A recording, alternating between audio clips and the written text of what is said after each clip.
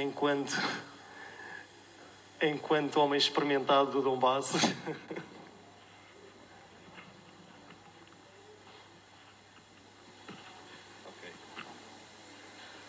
Boa tarde a todos. Queria agradecer também o convite aos organizadores e também a todos os que estão no painel e aos que vieram aqui assistir. De facto, tive alguma dificuldade em chegar aqui, estive noutro evento. Queria começar por dizer que acabei de receber informação de que o centro de Donetsk está a ser atacado neste momento pela 5ª vez num único dia. E de facto a situação na cidade, sobretudo desde o mês de maio, tem se tornado absolutamente insustentável para a população civil. Eventualmente alguns de vocês terão visto algumas reportagens que eu fui fazendo para a CNN de Portugal, também para outros jornais, como jornais também na Galiza e no País Basco. E de facto aquilo que foi o objetivo do meu trabalho foi sempre dar visibilidade àquilo que é a vida dos civis num cenário de conflito. Normalmente a crítica que eu faço, ou seja, eu creio que o nosso objetivo, ou o meu objetivo, não é que se deixe de mostrar aquilo que vivem os civis que estão do lado controlado por Kiev, mas é sobretudo que não se queira silenciar os civis que vivem no lado controlado pelas forças pró-russas e que estão em cenário de conflito desde o ano 2014. Nesse sentido, eu já tinha estado em 2018 no Donbass, tanto em Lugansk como em Donetsk. Voltei agora em 2022, em março, um mês depois do começo do conflito, justamente com o objetivo de poder mostrar aquilo que se passava. Estive, em primeiro lugar, sobretudo a cobrir aquilo que foi a Batalha de Mariupol e a vida dos civis dentro daquela cidade nos primeiros meses, sobretudo em abril e depois em maio, quando, entretanto, as forças ucranianas se renderam quando estavam dentro do Azovstal. Mas, de facto, foi uma situação em que muitos dos testemunhos que aqui têm sido mostrados coincidem muito com aquilo também que eu fui vendo naquele cenário. Seja com civis que denunciaram aquilo que as forças do batalhão Azov fizeram em Mariupol, sobretudo porque Mariupol sempre foi um grande bastião controlado pelo batalhão Azov. E lembro-me que passámos em várias reportagens imagens das ruas com pinturas nas paredes, com simbologia neonazi. Aliás, o próprio batalhão Azov nunca escondeu a sua natureza política de caráter extremista. E, portanto, mesmo quando nós decidimos, eu e outro jornalista, ficar em Mariupol, conseguir dormir em Mariupol, encontramos uma família que nos deixou dormir na cave de um hotel destruído, porque era a zona mais segura para eles, e nós, entretanto, colámos, não é? E acabámos por ir conhecendo uma série de pessoas que viviam naquela parte da cidade, uma parte muito perto do teatro de Mariupol. Aliás, nós entramos no teatro, conseguimos fazer essa cobertura. Na altura falava-se de centenas e centenas de mortos. Acabámos por contar 6 corpos dentro daquele equipamento cultural. Não quer dizer que não houvesse mais, porque de facto o edifício estava muito destruído e no interior, na parte daquilo que era a plateia, ou seja, o edifício desabou sobre essa parte e, portanto, poderia haver mais mortos, mas de facto fomos tentando e muitas vezes lutando contra a corrente daquilo que era a narrativa hegemónica dos meios de comunicação ocidentais, com grande dificuldade, porque imaginem o que é haver um jornalista de um lado e haver cerca de 200, 300, 400 jornalistas do outro lado diariamente a mostrarem o outro lado da narrativa, inclusive muitas vezes a falar daquilo que não viam, ou seja, do lado onde eu estava. Isso aconteceu, por exemplo, sobre o caso das famosas valas comuns que havia em Mariupol. Na altura ligaram-me a dizer: Bruno, nós temos aqui informação de imagens de satélite que mostram que há centenas de corpos que foram enterrados em valas comuns perto da cidade de Mariupol. Eu lembro, na altura, nós aceitámos o reto, naturalmente. Se isso aconteceu, nós queremos perceber, de facto, porque se trata de um crime de guerra e, portanto, tem que ser denunciado. Nós fomos ao ponto de geolocalização que estava apontado e acabámos por perceber que era um cemitério, acabámos por perceber que eram sepulturas individuais, muitas delas com registro, com cruzes, com flores e, portanto, não corresponde àquilo que internacionalmente se entende por valas comuns, ou seja, com o objetivo de esconder cadáveres, depois de execuções massivas e, portanto, nada daquilo fazia sentido, não é? Acabei por mandar as imagens, entretanto recebemos a informação de que havia outra localização com o mesmo tipo de fotografias. Nós voltámos lá e posso dizer que o nosso trabalho não foi só apenas chegar ao cemitério e contar as sepulturas e ver se eram individuais ou não. Nós falámos com visitantes do cemitério, falámos com trabalhadores destes cemitérios. Nós tivemos o trabalho de ir às morgues, tentar perceber de facto se correspondia, se as informações que aquelas pessoas nos davam, que eram soldados ucranianos e civis, portanto estavam em Mariupol. Temos todos a noção de que a situação em Mariupol era insustentável, havia muitos corpos nas ruas, muita gente acabou por enterrar civis nas ruas, nos canteiros, nos jardins, e portanto também para dar um enterro mais digno e para também por razões de saúde pública e dignidade, as forças pró-russas acabaram por retirar esses cadáveres das ruas, para além dos soldados ucranianos, e acabaram por os enterrar nesses cemitérios, sendo que os soldados russos e os soldados das regiões de Donetsk e Lugansk eram levados para as suas terras natais e, portanto, não eram enterrados nesses lugares. Portanto, logo aí foi uma luta pela verdade. Isto foi sempre uma luta pela verdade, sobretudo. Muitos de vocês saberão que eu fui atacado, fui acusado de ser putinista, de ser pró-russo, enfim, qualquer tipo de informação que contrastasse com aquilo que era a narrativa dominante, era sempre atacado não só até por colegas de profissão, mas simultaneamente por figuras, importantes figuras da política portuguesa, seja Ana Gomes, seja o secretário de Estado João Galamba, etc., com o objetivo de denegrir e de tentar silenciar aquilo que era o meu trabalho. Aliás, lembro que tinha apalavrado as 3 reportagens com o Jornal Público e fui tão atacado que logo a seguir o Público disse que não queria continuar com a colaboração que tínhamos. E por sorte a CNN de Portugal foi mantendo esta colaboração.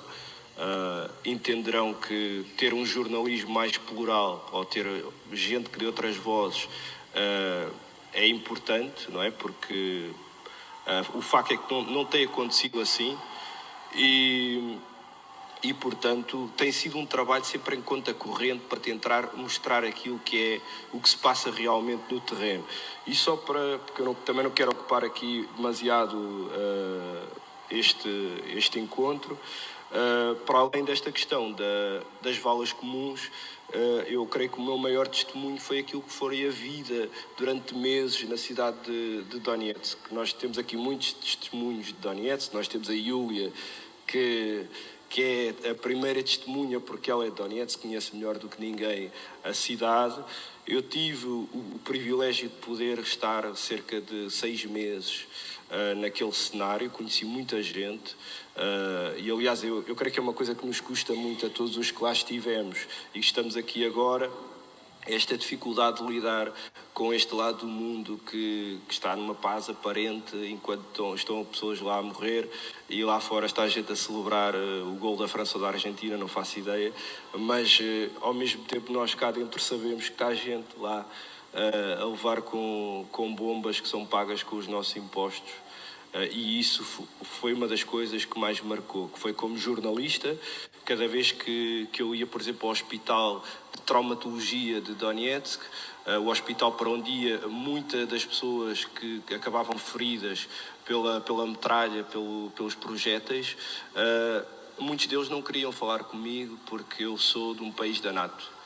Naturalmente, pessoas que perderam pernas, perderam membros e que, naturalmente, estão muito sensíveis, não conseguem ter um raciocínio mais lógico e perceber, bom, ele é jornalista de Portugal, não quer dizer que ele seja apoiante da NATO, mas de facto Aconteceu várias vezes. Aconteceu haver gente que não queria falar comigo porque eu era de Portugal.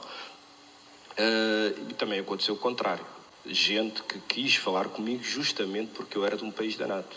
Eu lembro de estar numa aldeia muito perto da linha da frente em que uma senhora, eu creio que isso passou na CNN, uma senhora mandou uma mensagem às mulheres trabalhadoras da Europa a perguntar porque é que vocês deixam que nos massacrem a nós mulheres trabalhadoras como vocês, com filhos como vocês, porque é que nós temos que sofrer.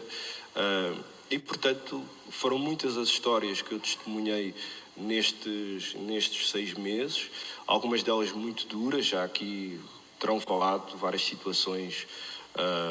O Paulo e a Júlia terão vivido algumas destas situações, algumas delas vivias com a Sara, nós trabalhámos juntos em alguns momentos e testemunhámos justamente também, seja gente que morreu naquela manhã e nós fomos lá ver o que tinha acontecido, gente que perdeu casas, mas eu queria só lembrar para mim o episódio que foi o mais duro de todos, que foi o ataque sobre a Praça dos Comissários de Baku, em Kubitschevsky, em Donetsk, quando mataram 13 civis, numa praça com transportes e com muito comércio, onde se concentra muita gente, e naquele momento eu recebi a mensagem que havia muita gente morta. Eu tentei arranjar um transporte para chegar lá, porque imaginem que nenhum taxista quer ir para um lugar que acabou de ser atacado e, portanto, tive que arranjar ali uma forma de chegar.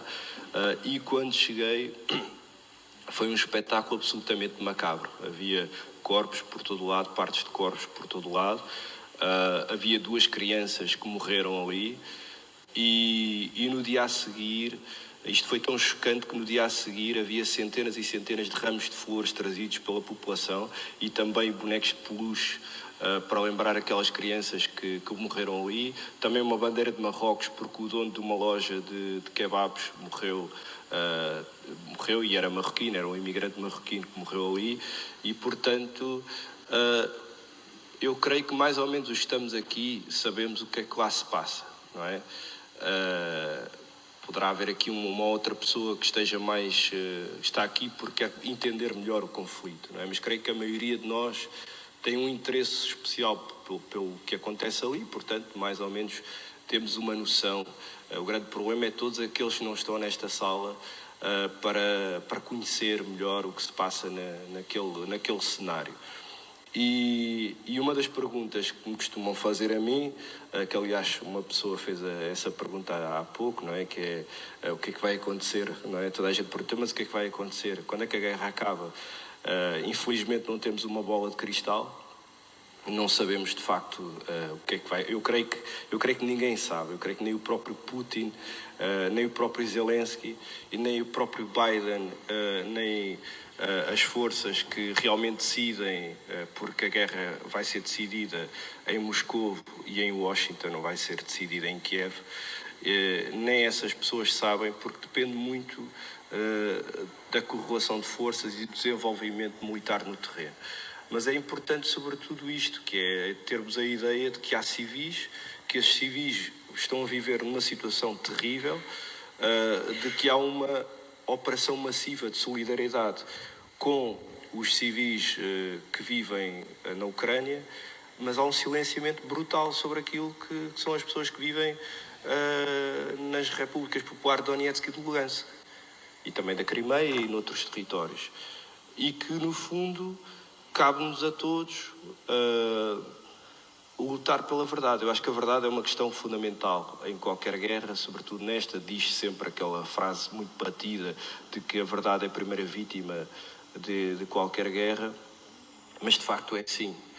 E de facto cabe-nos a nós lutar, eu falo nisto enquanto jornalista, lutar por um jornalismo mais verdadeiro, mais democrático, não é?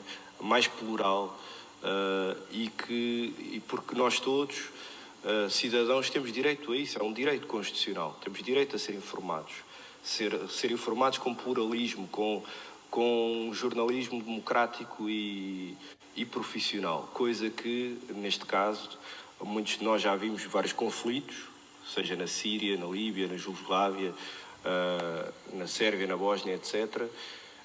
E o que radicalmente muda neste conflito é que os jornalistas, praticamente todas as guerras, estiveram sempre do lado da força que intervém, os Estados Unidos neste caso. E neste conflito eles não mudaram de lado, eles continuam do lado do Ocidente. A diferença é que neste caso não foram os Estados Unidos que interviram noutro território.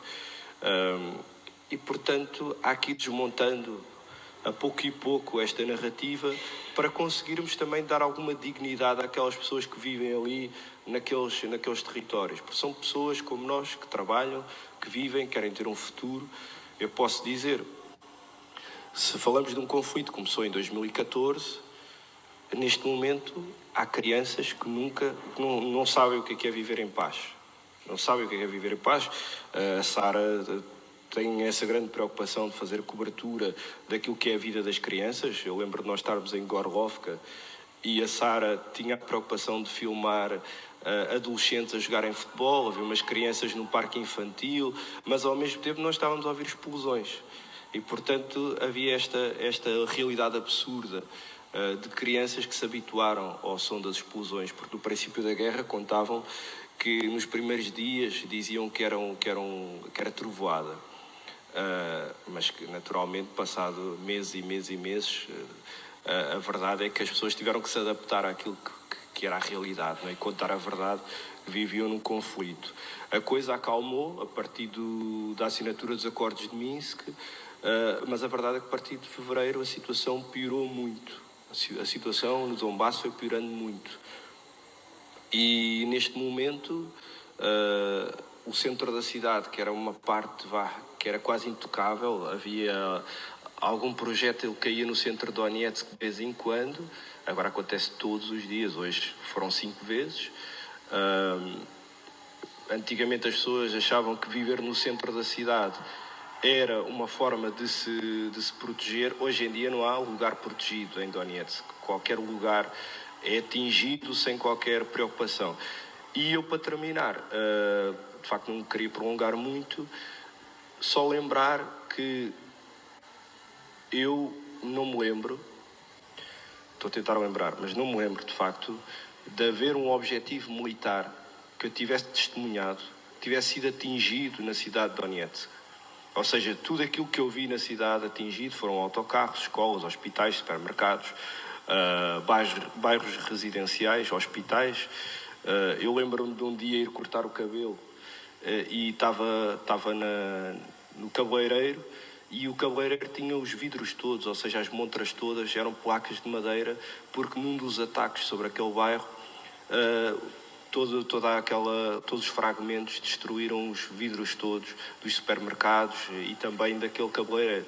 Ou seja, nós podemos estar a cortar o cabelo e morrermos, ou podemos ir ao supermercado e sabemos que se calhar não vamos voltar, ou se calhar vamos nos despedir da nossa mulher ou do nosso marido porque vamos trabalhar, mas se calhar é a última vez que os vamos ver com vida. E esta é a realidade atual daquelas pessoas que vivem em Donetsk. E é por isso também que é muito importante nós continuarmos a procurar a informação, sobretudo mais do que propaganda, porque propaganda há dos dois lados, é uma guerra, isso é normal. Propaganda sempre foi uma ferramenta e, portanto, vai continuar a ser, mas, sobretudo, distinguir aquilo entre o que é propaganda e o que é informação, e, através da informação, conseguimos construir um relato que dignifica as pessoas que vivem ali e que têm uma intencionalidade, neste caso é viver em paz,